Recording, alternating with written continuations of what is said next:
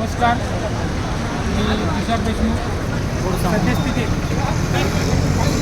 आपण आज नांदेडमध्ये महाएल्गार आंदोलनाच्या माध्यमातून बेमुदत उपोषणासाठी बसलोय. मागील अनेक दिवसापासून राज्यातील स्टेनो पदभरती ही मृत घोषित करण्यात आली आहे आणि याचा सर्वप्रथम मी महाराष्ट्र प्रशासनाचे व महाराष्ट्र लोकप्रतिनिधींचा जाहीर शब्दात निषेध व्यक्त करतोय. का मागील अनेक महिन्यापासून आम्ही या 5 मेच्या अन्यायकारक निर्णयाविरुद्ध आणि हजारो युवकांच्या आयरडीवर आलेल्या भविष्याच्या साठी अनेक महिन्यापासून आंदोलनाच्या माध्यमातून मोर्चाच्या माध्यमातून लढा देतोय. पण सरकार याच्याकडे निद्रिस्त अवस्थेत आहे आणि जाणीवपूर्वक दुर्लक्षित करत आहे हा मुद्दा. तर यामुळं मागील अनेक मोर्चे झाले, आंदोलनाच्या माध्यमातून सरकारने कुठलीही दखल घेतली नाही.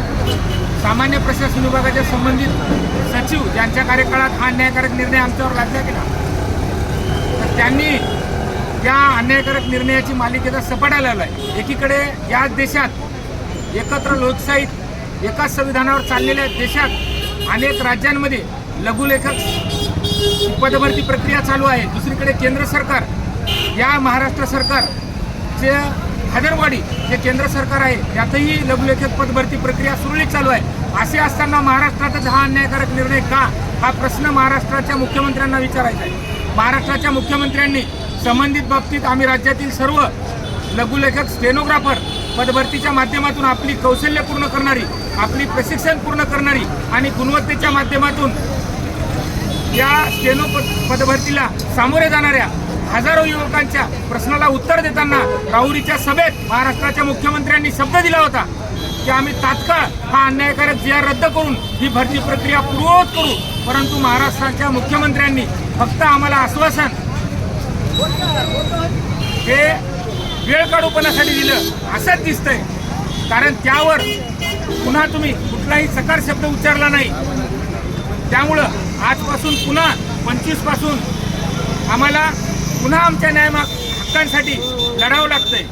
आज फक्त एक पद मृत झालं नाही, तर हजारो लाखो युवकांच्या भविष्याचा प्रश्न निर्माण झाला आहे. त्यांच्यावर उपलब्ध असलेल्या हजारो लाखो कुटुंबाचं भविष्य उद्ध्वस्त होत आहे. त्यामुळं महाराष्ट्र सरकारला, परिणामी प्रशासनाला आणि या अन्यायकारक निर्णयासंबंधी जे धोरणात्मक पदावर जबाबदार आहेत त्या सर्वांना विनंती आहे.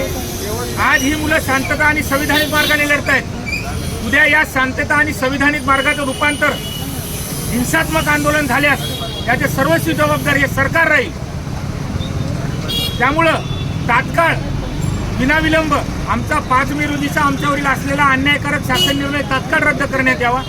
सोबतच सद्यस्थितीत राज्य सरकारकडे स्टेनो पदभरती संदर्भात 2000 रिक्त पदांची तात्काळ पदभरती प्रक्रिया जाहीर करण्यात यावी.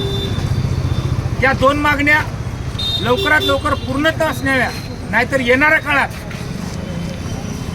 झालेल्या दुष्परिणामास सरकार आणि प्रशासन दोन्ही संयुक्तरित्या जबाबदार असतील, एवढंच या निमित्ताने सांगतो. आणि आज या आंदोलनाचा पहिला दिवस आहे. महाराष्ट्रातील तमाम स्टेनो पदभरतीच्या माध्यमातून आपल्या गुणवत्तेच्या हक्कासाठी आपले सर्व बांधव भगिनी इथं मोठ्या प्रमाणावर बसलेत. त्यांना पाठिंबा देण्यासाठी, त्यांचं बळ वाढवण्यासाठी आणि सरकारला आपले